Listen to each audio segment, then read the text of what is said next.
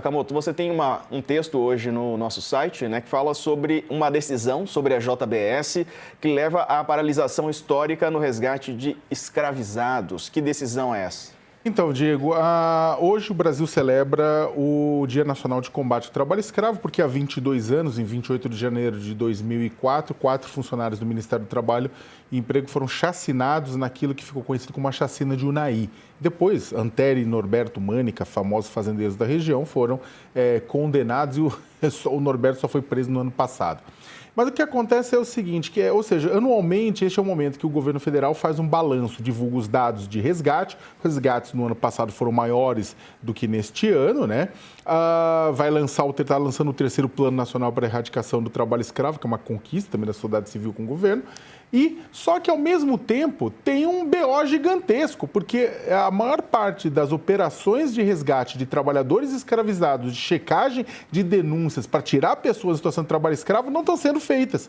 Os auditores fiscais do trabalho estão de braços cruzados, a maior parte deles. Tem acontecido 1 ou 2 as operações, mas o grosso das operações, desde o início do mês passado, de dezembro, estão paradas. E o caso, na verdade, remete a uma decisão do ministro do Trabalho de setembro do ano passado, que o UOL, inclusive, trouxe com exclusividade, né? Fazendo o quê? O ministro do Trabalho, ele avocou, chamou para si a decisão final sobre a fiscalização que culminou com resgate de trabalhadores e responsabilização da JBS Aves, de uma empresa relacionada à JBS. Ele chamou para si e, ao fazer isso, impediu que essa empresa entrasse na lista suja do trabalho escravo, que é o cadastro do governo federal que relaciona essas pessoas que utilizaram esse tipo de crime. Então, depois disso, inclusive, veio outras 2 empresas beneficiadas também. E o governo, ou seja, o que o ministro do Trabalho, Luiz Marinho, fez? Chamou para ele a decisão, segurou isso aqui e não está entrando esses nomes na lista.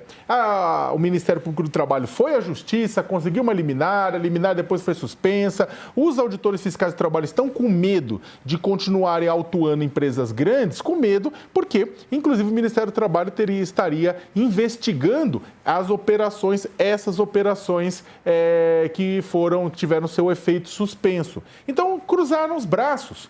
Seja porque não adianta resgatar para quê? Porque depois o ministro vai lá e suspende. O Ministério do Trabalho rebate, dizendo que o ministro tem direito a dar a última palavra, apesar de que é a primeira vez, nunca antes na história do Brasil, um ministro do Trabalho suspendeu os efeitos de uma operação de resgate de trabalhadores, o Diego. E no final das contas, quem sai perdendo são os trabalhadores que continuam escravizados.